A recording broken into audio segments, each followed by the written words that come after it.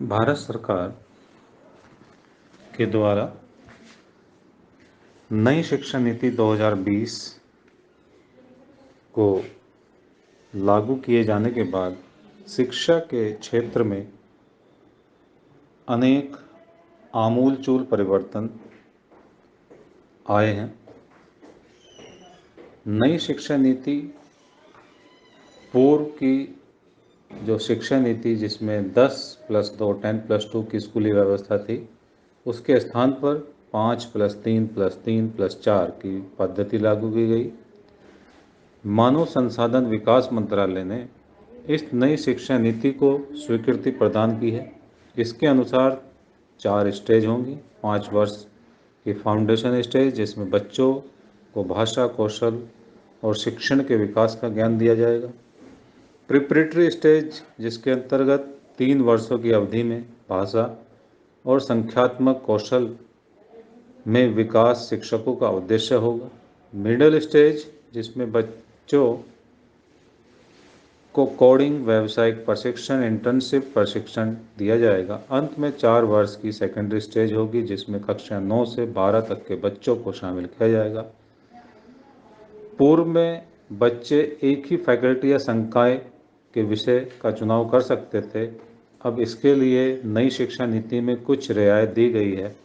अब विज्ञान संकाय का विद्यार्थी वाणिज्य अथवा आर्ट्स संकाय से विषय भी ले सकता है। इसी तरह से वाणिज्य और आर्ट्स संकाय का विद्यार्थी विज्ञान संकाय का विषय भी ले सकता है। नई शिक्षा नीति में देश के सभी प्राचीन भाषाओं को पढ़ने का विकल्प तथा विदेशी भाषा सीखने का विकल्प भी रखा गया है। छात्रों को कम से कम 3 भाषाओं का ज्ञान होगा। शिक्षा को सरल बनाने के लिए सरकार ने आर्टिफिशियल इंटेलिजेंस सॉफ्टवेयर इस्तेमाल करने का विचार किया गया।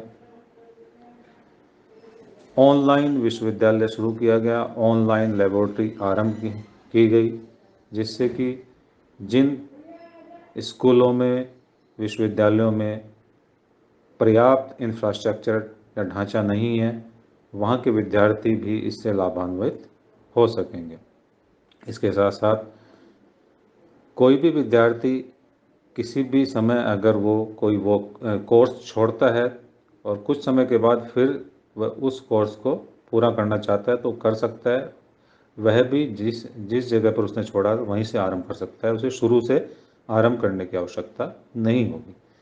साथ ही साथ पीएचडी या डॉक्टर ऑफ फिलॉसफी को छोड़कर कोई भी 2 कोर्स एक साथ अध्ययन कर सकता है। ये नई शिक्षा नीति की कुछ विशेष खूबियां हैं। इसके साथ साथ अब हम नई शिक्षा नीति पर अनेक विशेषज्ञों, डेलीगेट, रिसोर्स पर्सन के विचारों को सुनेंगे। थे नई शिक्षा नीति की। अगर मैं ये कहूं कि नई शिक्षा नीति नहीं है, ये बहुत पुरानी शिक्षा नीति है, तो सबको आश्चर्य जरूर होगा। पुरानी शिक्षा नीति इसलिए है क्योंकि महर्षि दयानंद ने अब से लगभग 150 वर्ष पूर्व जो शिक्षा नीति दी थी और जिसके आधार पर गुरुकुलों की स्थापना हुई थी, तो उसमें यही था कि हमें वेदों की तरफ लौटना है।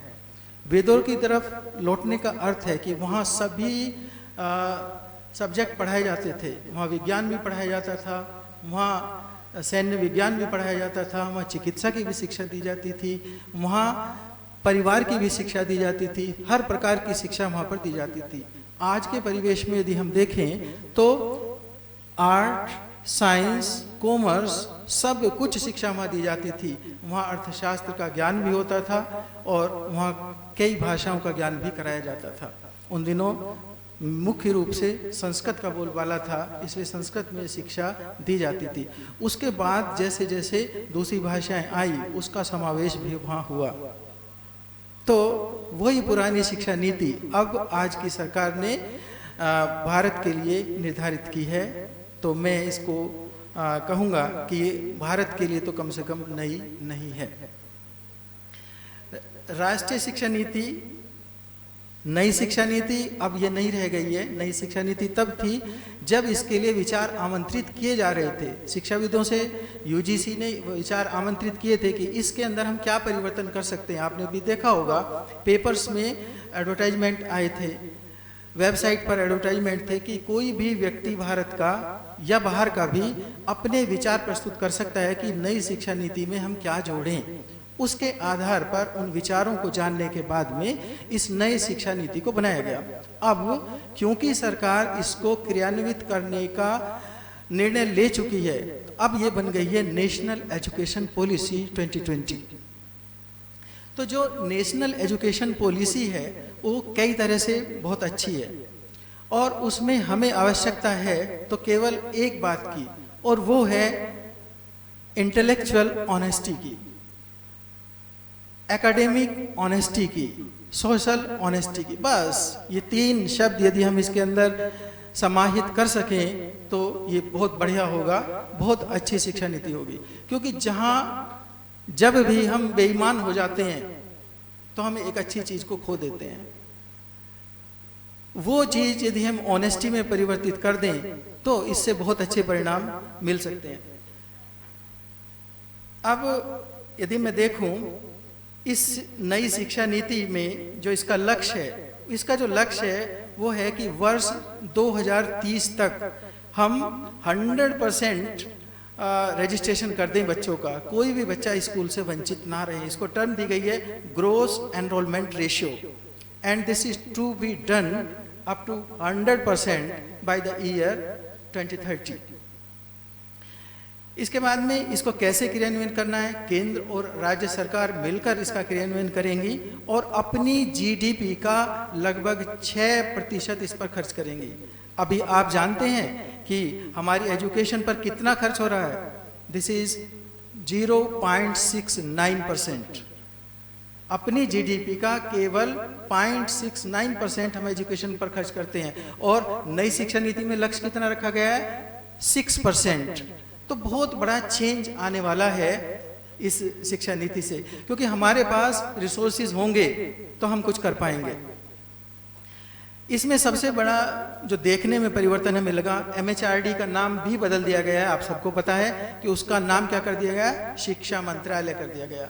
अब सारे फैसले शिक्षा मंत्रालय लेंगे। स्कूली शिक्षा की मैं बात नहीं कर रहा हूँ, हमारी एक मैडम ने पेपर पढ़ा था, बहुत अच्छा उन्होंने बताया, और उन्होंने बताया कि जो स्कूली शिक्षा है वो 15 साल की होगी। बच्चे का एडमिशन 3 साल के एज में होगा, लगभग 3 से 5 साल 6 साल तक की एज में वो बच्चा जा पाएगा। इसके बाद में 5 साल का फाउंडेशन कोर्स होगा, उसमें ग्रेड 1 और ग्रेड 2 वो पास करेगा। फिर 3 साल का प्रीडेटरी स्टेज होगी जिसमें ये जो ग्रेड है वो 3, 4 और 5 पूरा करेगा।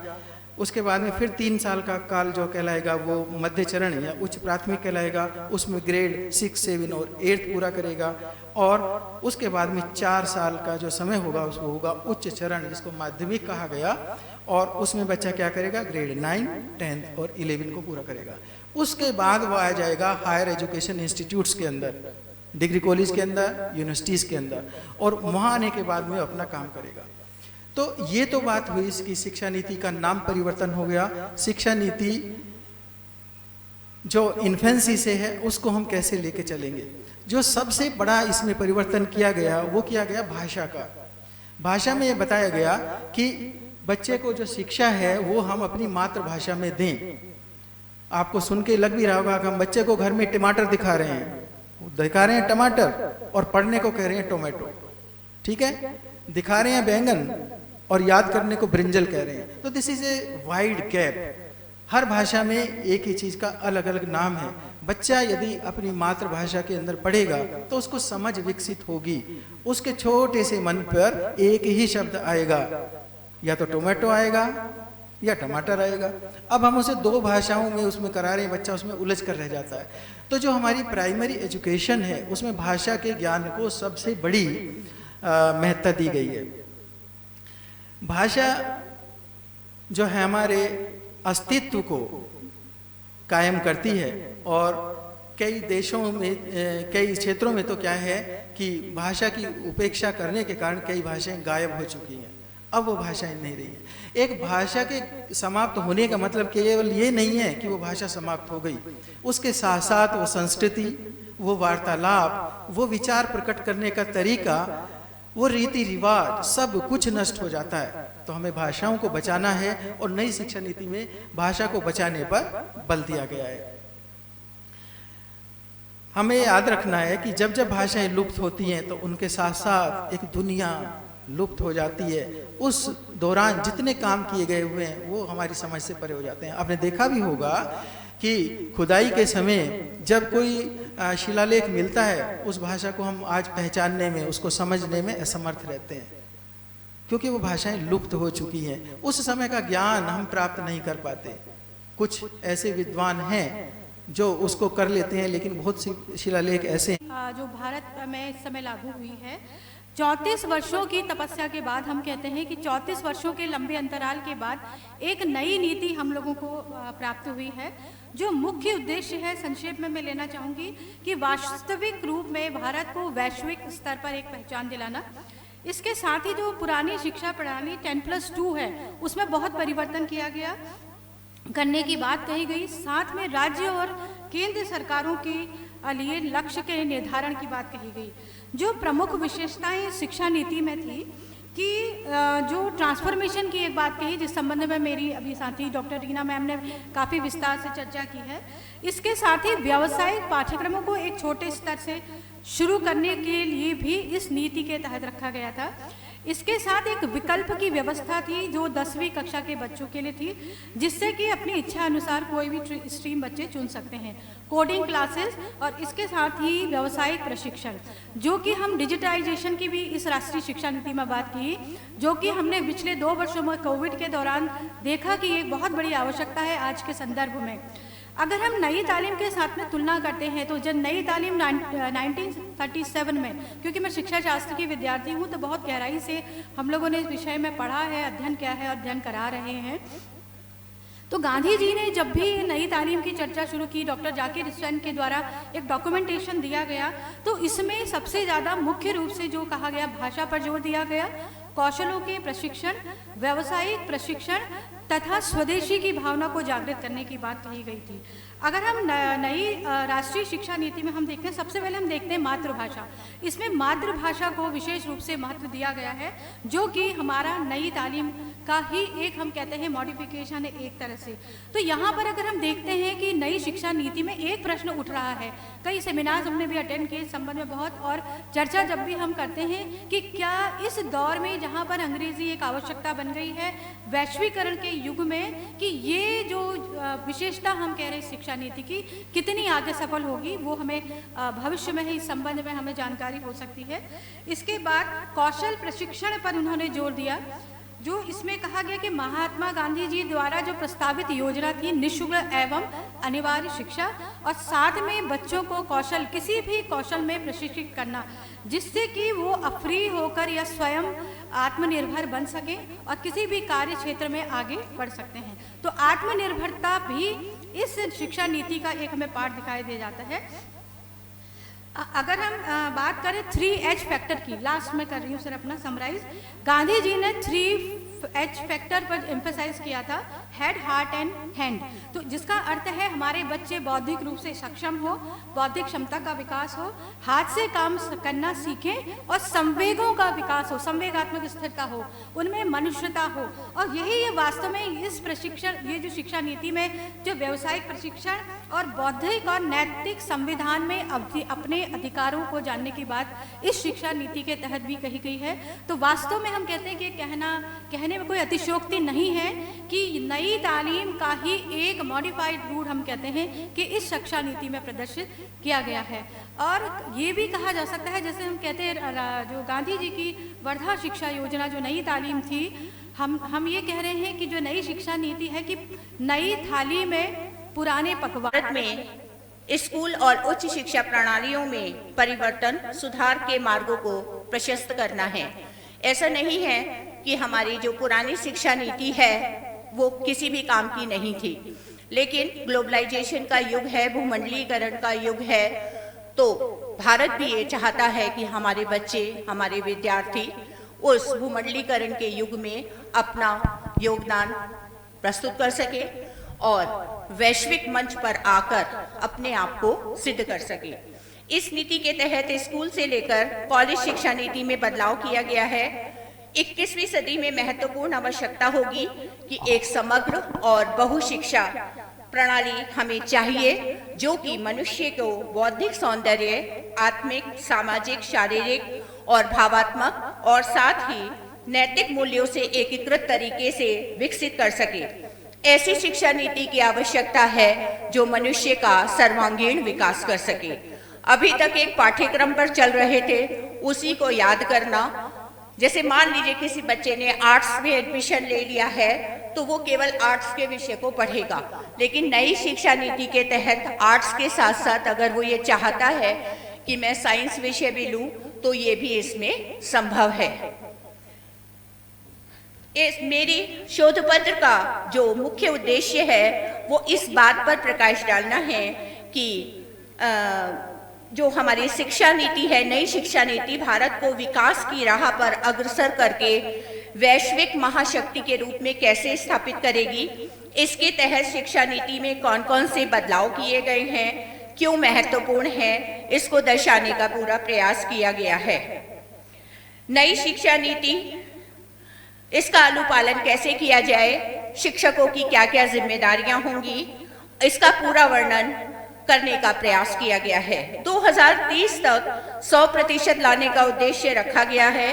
शिक्षा क्षेत्र में प्रस्तुत शोध पत्र इस बात पर भी प्रकाश डालेगा कि नई शिक्षा नीति भारत को वैश्विक ज्ञान प्रदान करने में सहायक होगी।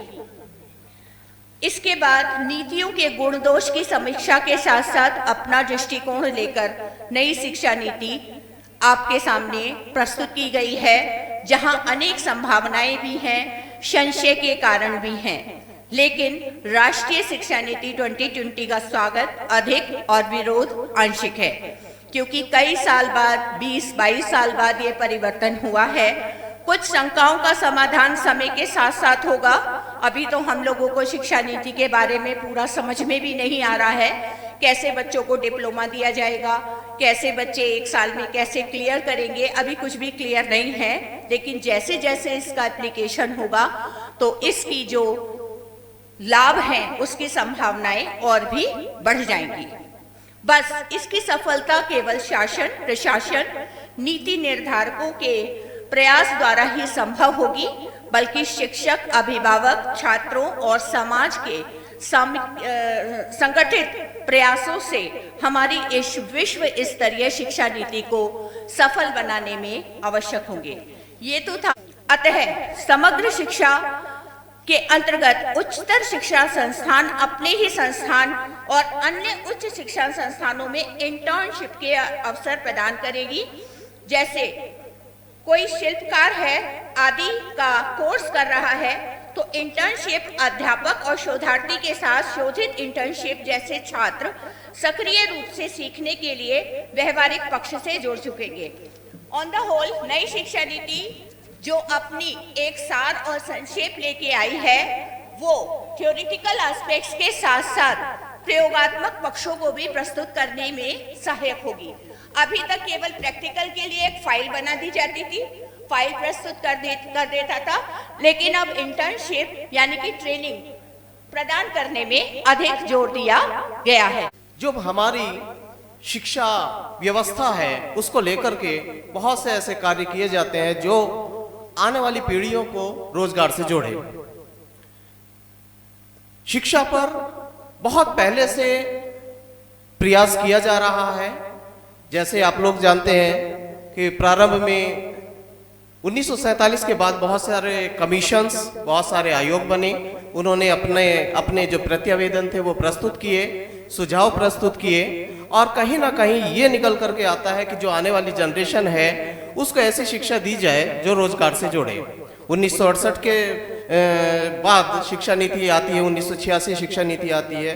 उसमें जो भी सुझाव थे उनको शिक्षा में शामिल किया गया और कोई भी शिक्षा नीति जब आती है वो यही सोच करके आती है कि जो हमारी जनरेशन है उसका हम अच्छे तरह से डेवलपमेंट कर सकें, उनका मानसिक विकास कर सकें। मानसिक विकास के साथ साथ शारीरिक विकास, और जहां तक फोकस रहता है कि उनका रोजगार से जोड़ना। तो राष्ट्रीय शिक्षा नीति जो 2020 आई है, वह किस तरह से रोजगार से आने वाली जनरेशन को, आने वाली पीढ़ियों को, जो आज युवा है, राष्ट्रीय शिक्षा नीति जो हमारी नर्सरी एलकेजी यूकेजी से प्रारंभ होती है, वहीं से इसकी उपादेयता भी प्रारंभ हो जाती है कि अब यह बालक जो नर्सरी एलकेजी यूकेजी में है, वह आगे चल करके किस प्रकार से अपना जीवन यापन कर। इंडिया को ट्रांसफॉर्म करना है, और इंडिया को ट्रांसफॉर्म करने के लिए जो हमारी सोच है वो होनी चाहिए व्हाट टू थिंक से लेकर हाउ टू थिंक, यानी जो सोच है, जो विचार है, जो दृष्टिकोण है, वो किस प्रकार का होना चाहिए, कैसा होना चाहिए, नहीं कैसे उसको करें। और इसके लिए बहुत ज़रूरी है कि हम जब तक लोगों में एक ऐसा एजुकेशन सिस्टम जो है जो कि इंडियन ईथोस में रूटेड हो, जब तक हम उसको डेवलप नहीं करते हैं और हाई क्वालिटी एजुकेशन जो है वो सबको प्रोवाइड नहीं करते हैं, इक्विटेबल और वाइब्रेंट नॉलेज सोसाइटी की बात नहीं करते हैं, तब तक हम इंडिया को एक ग्लोबल नॉलेज सुपर पावर जो करने की बात कह रहे हैं वो पॉसिबल नहीं है। जब हम विजन की बात करते हैं तो our institutions must develop deep sense of respect towards the fundamental duties and constitutional values, bonding with one's country, a conscious awareness of one's roles and responsibilities in a changing world. और deep rooted pride जो है in being Indian, वो इस रूप में हो कि वो थॉट, स्पिरिट, इंटेलेक्ट और डीड सभी में हो, नॉलेज, स्किल, वैल्यूज, डिस्पोजिशन में, और रिस्पॉन्सिबल कमिटमेंट हो ह्यूमन राइट्स के लिए, सस्टेनेबल डेवलपमेंट के लिए और ग्लोबल वेलबींग के लिए, जो कि रिफ्लेक्ट करे ट्रू ग्लोबल सिटीजन में। थोड़ा सा केवल ट्रांसफॉर्मेटिव आइडियाज के बारे में मैं बोलना चाहूंगी।